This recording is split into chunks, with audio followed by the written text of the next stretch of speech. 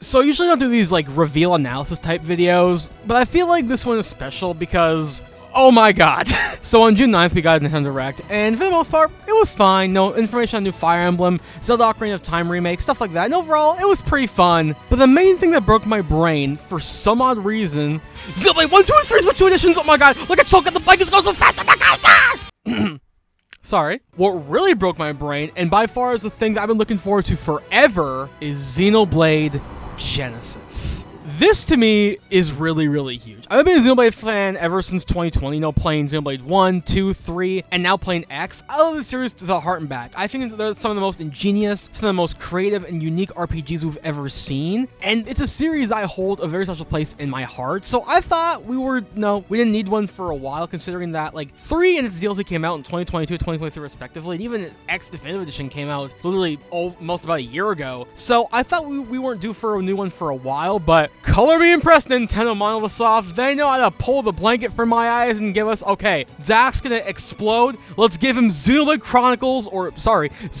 Genesis. And off the bat, we got a 2-minute trailer, and it looks remarkable. You don't understand. There are very few games that can get me so hyped up to see what they're gonna do with it. A few games, like Final Fantasy is the one, Kingdom Hearts, anything sort of Pokemon nowadays, and of course Xenoblade are the things that make me so hyped to be a video game player. And this game, while only being a 2-minute trailer and the game coming out only next year in 2027, I have a lot of hopes, expectations, so many film theories that I want to go around in my head, and I cannot wait to discuss this. So I just want to talk a little bit about this game and what I want to see and what I want to think about, because oh my god, Xenoblade is in my veins and I cannot talk enough about it. So starting off the bat with the visuals, the game looks really strong, I'm not gonna lie. Kind of going for a still anime cel-shaded type look, but it looks like a nice balance between 2 and 3, where 2 went completely anime and 3 was kind of like a sort of toned down version. So I like how it's a bit of a mix in between, and the colors look great, very fun, saturated colors, the environments, the lighting, it all looks peak Xenoblade. Because Xenoblade Chronicles, it's a series that they know how to take advantage of the Switch's internal power, even back on the Switch 2 with Xenoblade 2. That game looks incredible still today, and Monolith knows what they're doing, so I have no doubt this game is going to be incredible in all areas, and not even just the grass, but the mountains, the sky, the water. This game looks really, really good, and while the trailer only showed us very few snippets of environments, we have a forest, we have the sea, we have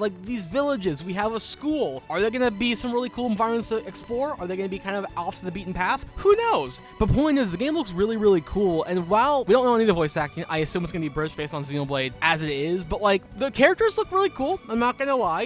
We have this elf-type creatures, these humans. I don't know if they're different races in Xenoblade 3 are, but these are some really fun-looking characters. I assume the main girl we see is going to be the protagonist, because we haven't gotten a main female protagonist in Xenoblade before, because yeah, we had Mio in 3, but she was kind of a dual protagonist with Noah. So it'd be really cool to see an actual female protagonist and have her story, because apparently she can use these anima crystals, which are this power thing. I don't really know. They go into her weapon and all that. I don't really know how it plays into the story. Honestly, the story itself is the main thing I'm really excited to see what they're gonna do, because Xenoblade stories can either go really big or extreme, and I guarantee you there's gonna be a sort of start of the game tragedy that always affects all Xeno protagonists. But the story itself, I'm happy to see what they're gonna do with it. Honestly, at this point, Xenoblade is so hard to predict that I don't know what they're gonna do, but we're gonna have this girl. Is it gonna be a school, but it turns out that they're killing the people? Is the church the villain again? I mean, who knows? Xenoblade did it before, so why not? I'm excited to see what they're gonna do with the story and how they're gonna do some twists and how it's gonna become sci-fi and all that, because oh my god, I freaking love that. Even if it turns out to be Three Houses-esque, that's still pretty cool.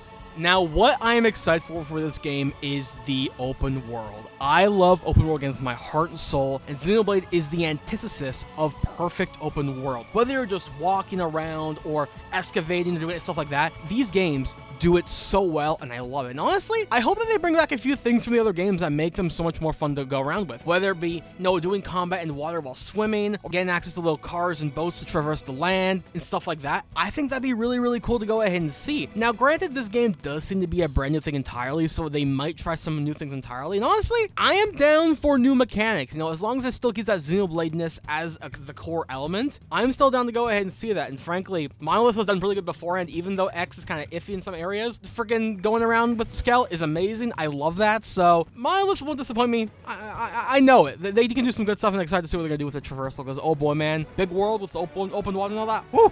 Love that. Now, the story and lore of the game is the big thing I am on about because, like I said beforehand, yeah, this might be a brand new game in the Xeno saga because, like, you know, this isn't called Chronicles. It's called just Xenoblade Genesis. It's going to be a new thing, hopefully, entirely. But, like, are they going to connect it to things like Alvis? Because maybe they will. Maybe they want to try something new. Maybe they're going to try and bring in some space battle type things. Is the conduit going to be part of it? Are we going to see the processor trinity? Like, there's so many things in my brain that I really want them to go ahead and talk about that if they do, it'd be a really big surprise. But I mean, the Xeno games in general, even if they're not connected gameplay wise, I feel like they do have some things. Like, every game starts with a tragedy. Every one of them has a little bit of a twist villain type thing. Most of them end up with a sci-fi element near the end of the game anyway. So I'm pretty sure that we'll get some fun sci-fi type lore business. And maybe they could be like, hey, we're actually on another planet altogether. This is actually one of the other worlds that Klaus made when they pushed the button and all that to reset the universe. No, it's probably gonna be something like that. I don't know. The lore is something I'm really interested in, just to meet these characters. I love these Xenoblade characters so much. Shulk,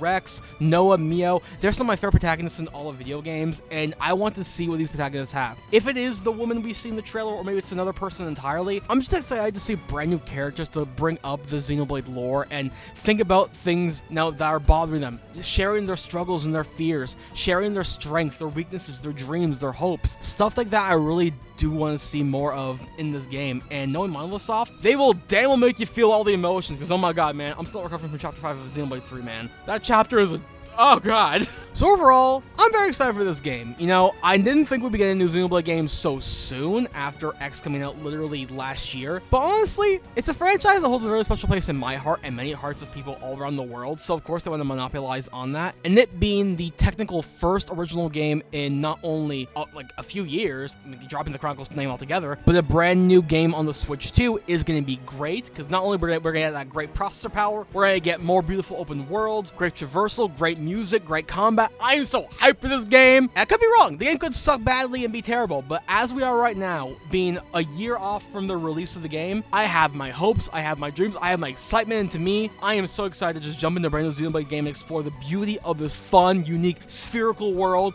I can't wait. Oh my god. So yeah, that's kind of what I gotta say about it, and I hope that I've convinced some people to watch the trailer. The trailer is fun. I like it. I can't wait to hear when it gets dubbed, but up until then, Xenoblade Genesis is coming. Oh my god, I can't wait. And if you excuse me, I gotta go play the other Xenoblade games and refresh my memory, because I gotta see the Van Damme and the Rexes and the Clouds and the Mythras. Ah my god, I love Xenoblade. It's so fun. Yeah.